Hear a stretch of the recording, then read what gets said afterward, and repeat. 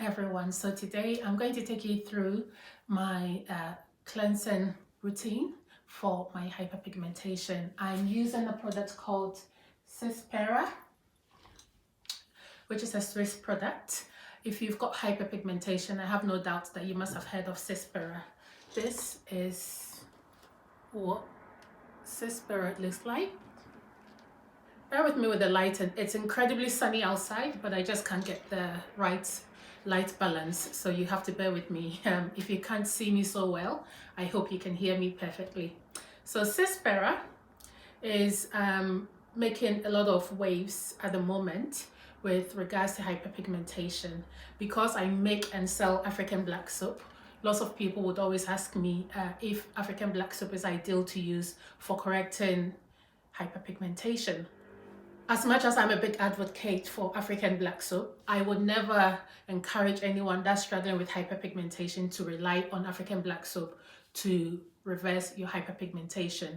The reason is because African black soap is soap. It's got a high pH, and one, it's not ideal for using for skincare, because when your skin's pH is raised, you can't actually get the opposite results. Your skin can be very dry, it can lack moisture, and this can lead to early aging signs. It can lead to compromising your skin's barrier function, which would include things like the skin not being able to hold on to moisture the right way. It can lead to you losing moisture from your skin actually, and it can start the onset of wrinkles, fine lines, and all the unpleasant things that we don't usually want for our skin. So when you've got hyperpigmentation, first and foremost, I would advise that you actually speak to a professional.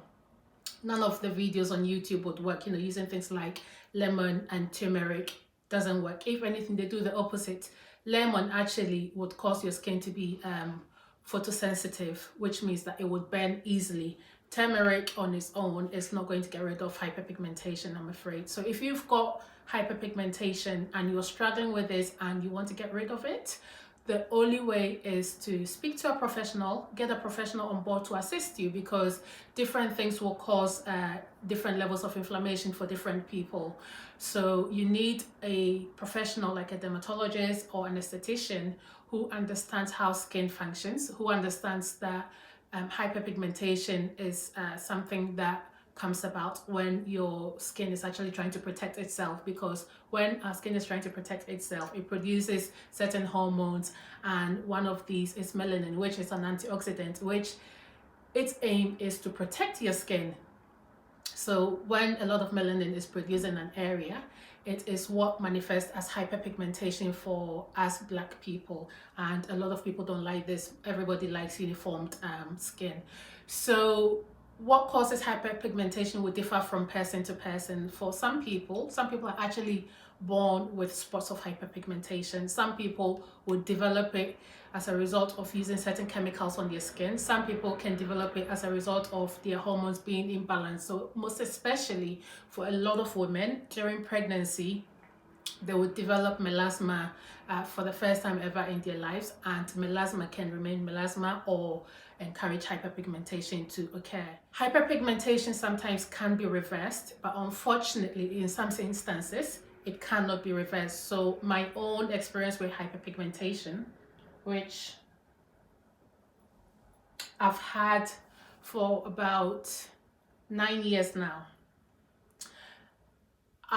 if my memory serves me right, I think it was around about the time that I started experimenting with chemical peels on my own, and this predates me having so much understanding of how our skin functions and how skin differs, and skin being inflamed.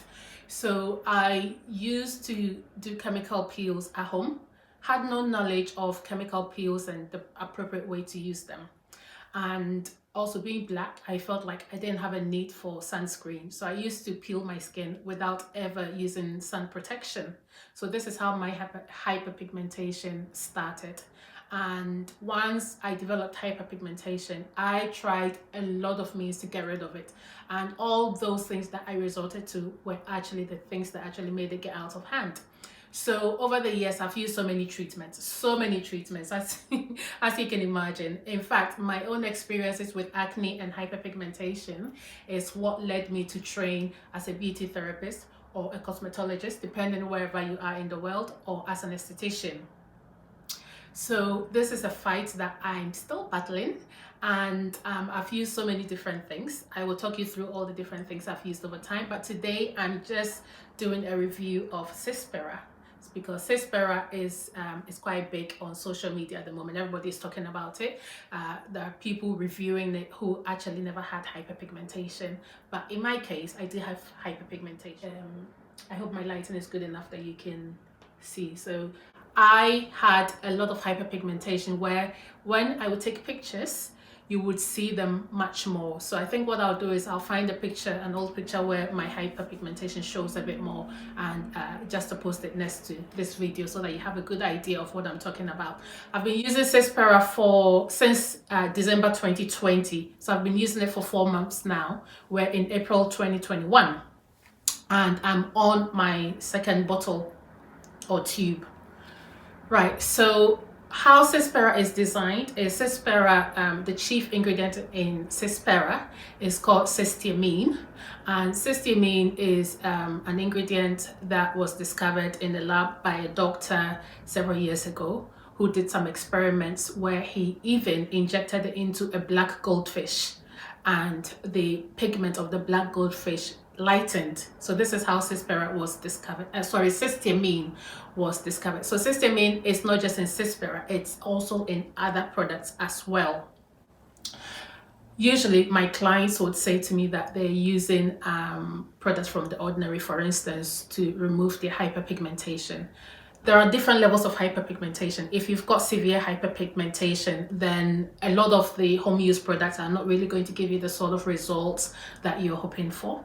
So this is why I say that it's a good idea to work with a professional who can study your skin, take your skin's history, take details about your lifestyle, your diet, any medications that you're on, and also your own family's history with dermal problems.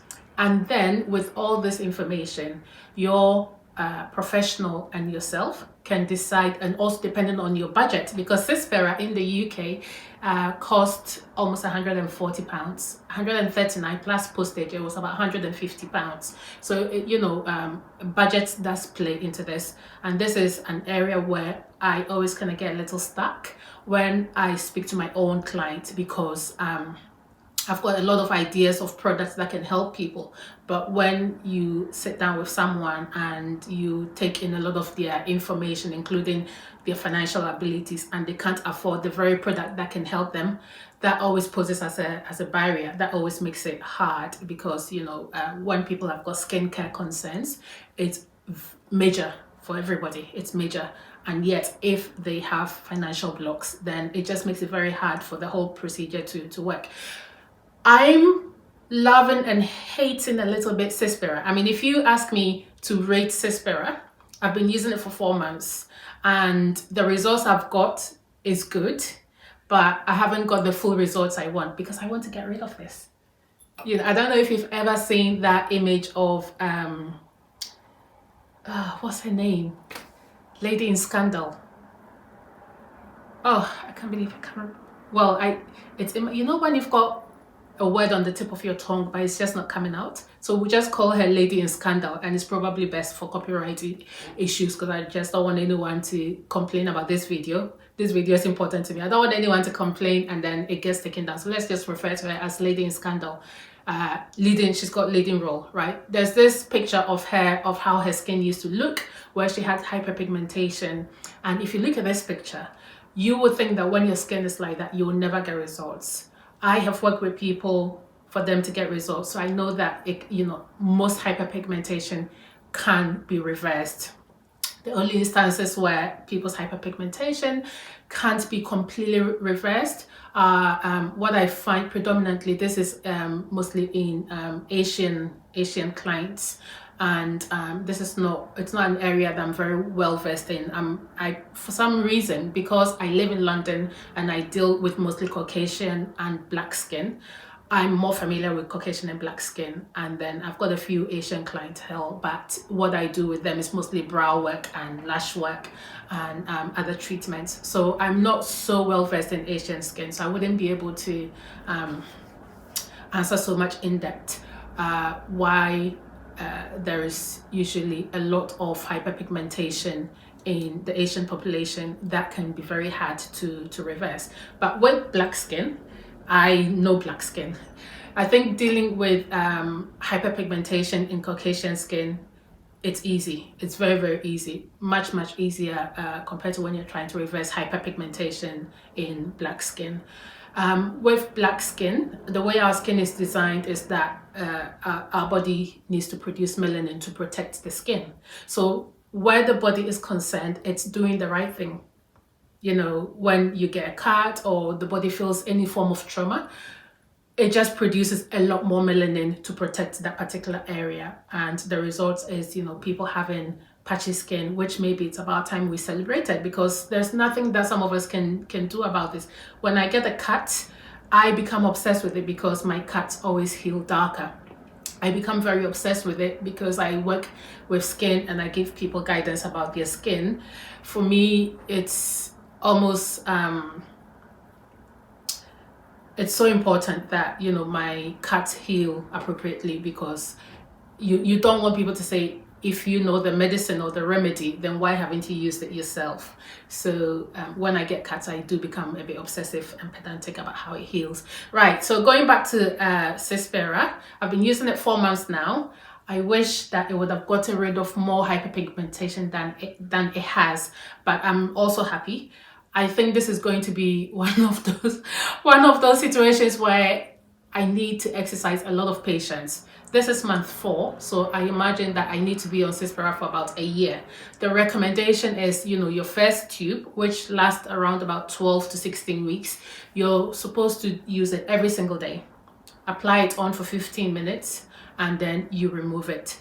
When you remove it, you have to remove it with very sensitive skincare products. So I love my cosmeceuticals, but the last 16 weeks, I've been using the most basic and sensitive skincare range because I don't want my skin to get irritated, because it is slightly an exfoliant and it contains ingredients that makes the skin hypersensitive.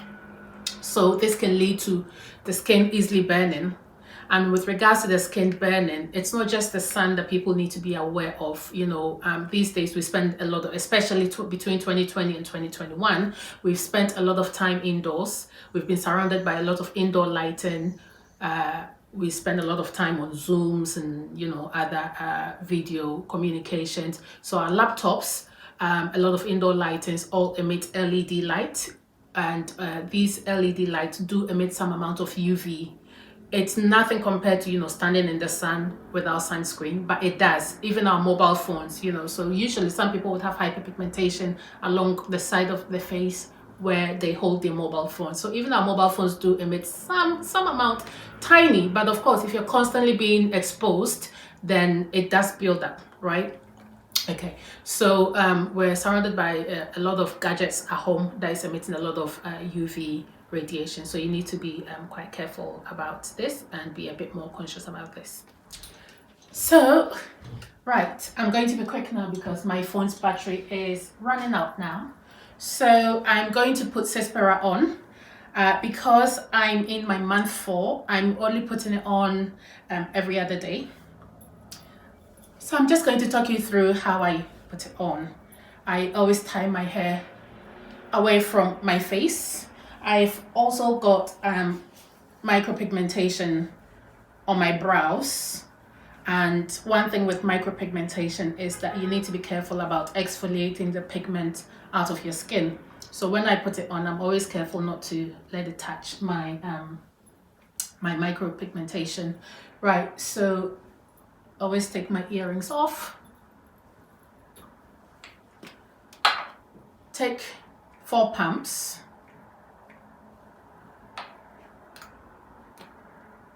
The guidance that came with it said to take 2 pumps, but for me, I feel like I need 4 pumps.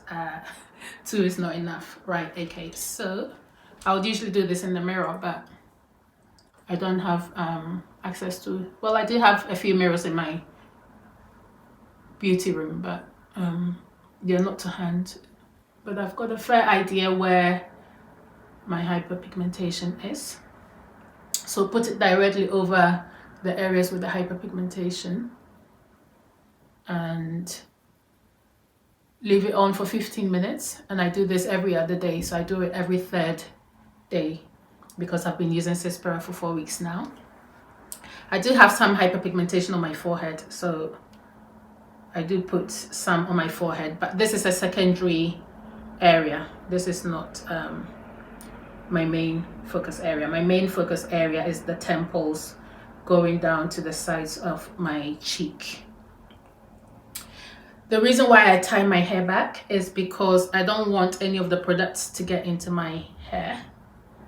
I'm not sure if it would affect the color of my hair, but somehow I've got in my head that it might affect my hair in a negative way. So I've always been careful to make sure that I don't get any. And I used to put it around my cheeks, but I've stopped now because I feel like it's most of the hyperpigmentation, sorry, my chin, most of the hyperpigmentation around my chin has gone down. But since I've got excess in my hand, I'm just going to apply it on. Right, okay, so clever me, I didn't bring any tissue to wipe my hands. Don't leave it on your hands. Make sure that you clean and wash your hands so that all the chemicals is completely washed off from your hands, because I'm not so sure what it can do to your skin. I'll just read to you the ingredients in here. Right, so it's got water, mineral oil, Cysteamine HCI, it's got niacinamide, it's got shea butter, glycerol stearate, lecithin, isopropyl myristate, cetyl alcohol, ceteareth 20, ascorbyl palmitate, sodium ascorbyl phosphate, ortyl dodecanol, phenoxyethanol, ethyl lexiglycerin, propyl heptyl capylate, ceteareth 12, cetearyl alcohol, cetyl palmitate, fragrance xanthan gum, PEG 30, tocopherol, beeswax, BHT, tetrasodium EDTA, hexyl, and then it shows you the components of the essential oil, so cinnamol, linalool, geraniol. Right, so going by the ingredients, this product is not ideal for vegans and vegetarians because it's got beeswax in it, unfortunately. And mineral oil also. I know a lot of eco and green conscious fashionistas and beauty enthusiasts are not keen on mineral oil. And it's also got some sunscreen products in it, which is great, but you still do need to put some sunscreen products on. Right, so usually I'll leave this on for 15 minutes. When I come to remove it, I use a CeraVe cleanser. So the blue one is the sensitive range, and it's also got salicylic acid in it. Because I do get breakouts from time to time, I went for the sensitive range, but I also went for the one with salicylic acid so that it can unblock my pores, because whilst I've been on this product, I'm unable to do chemical peels, which is something that I used to do every 3 weeks or every 4 weeks, depending on how my skin was faring. And with regards to sunscreen, I am at the moment, I'm using Osmosis, because this was recommended to me by the company that I bought my Cyspera from. But my top favorite sunscreen really are these two. The dermalogical one, which is what I've been using for years, and then somewhere last year I started using this, which I was happy with. An MC Cosmetic one. So these two are my usual sunscreen, but whilst I'm using Cyspera, I was recommended this Osmosis sunscreen, which is okay. I'm not too sure that my skin has fallen in love with it. So when I run out, I do plan to go back to my usual sunscreen. I was advised that when I first started the treatment, it was essential that I didn't use any cosmeceutical range. So that was why I stopped using my usual sunscreen, but I've been using this for a good 16 weeks now. So I think I'm fine. I can go back to my usual sunscreen.